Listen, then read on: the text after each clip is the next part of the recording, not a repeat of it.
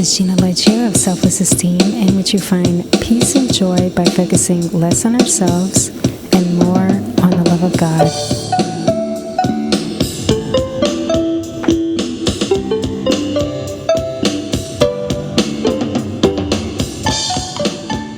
Today's episode is a little different than usual. It's not an answer to a letter in the advice column. It's a devotional about how our emotions influence our actions. Let's consider fear, doubt, and anger and turn to 1 Kings chapter 12, verse 25.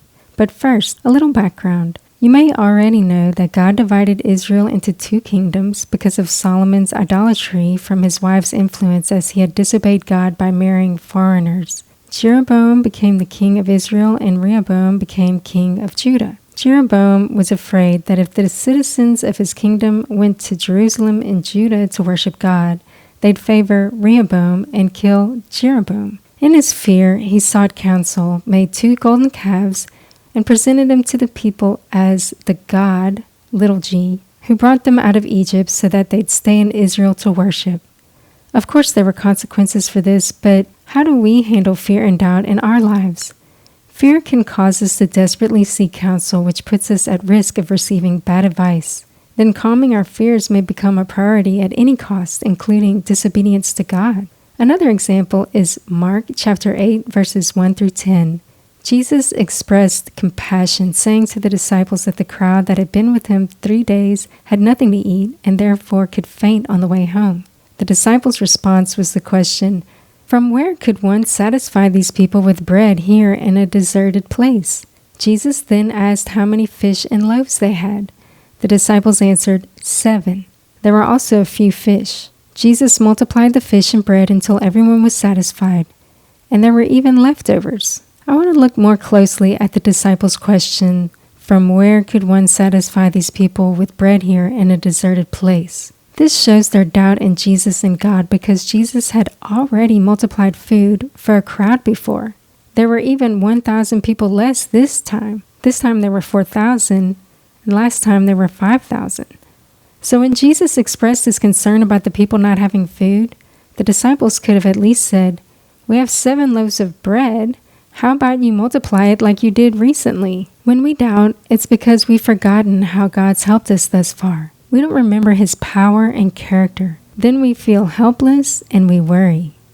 The final example is Moses' experience of leadership of the Israelites who tried Moses' patience many times by being rebellious, unappreciative, skeptical, and confrontational. Moses was angry with them time and again, consulting God about it. At one point, they complained about not having any water. God told Moses to speak to the rock and then water would flow out.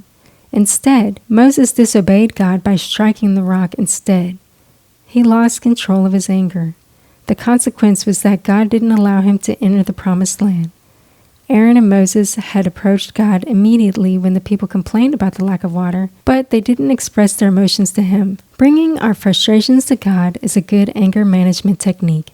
He can help us calm down by giving us a different perspective. Let's look at Matthew chapter 14, verses 22 through 33. This is when Peter asked Jesus to confirm his identity by saying, "If it's really you, Lord," because they had thought it was a ghost on the water, him and the disciples. He said, "Then have me walk on the water as well," because Jesus was walking on the water on the lake. And so Jesus said, "Well, then come on."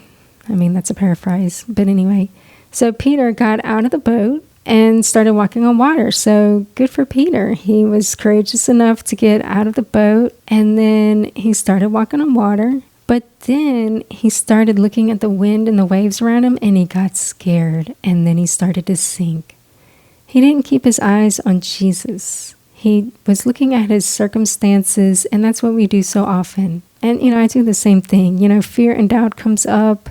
So we always have to remind ourselves how big God is compared to our problems, and that he loves us very much and that he is watching over us. So remembering God's sovereignty and leaning on God can help us manage our emotions. And of course, there's other techniques too. Seek therapy if necessary, that kind of thing. But today was just a little devotional of digging into the Word of God. And if you're interested in online therapy in Texas, California, and Louisiana, You can get more information at selflessesteem.com. You can contact me for a free consultation at contact@ginaleggio.com, or you can call me at 818-732-0266. And if you'd like to submit a question, you can do so anonymously and for free, and the answer could be featured in a blog post, podcast episode, or YouTube video.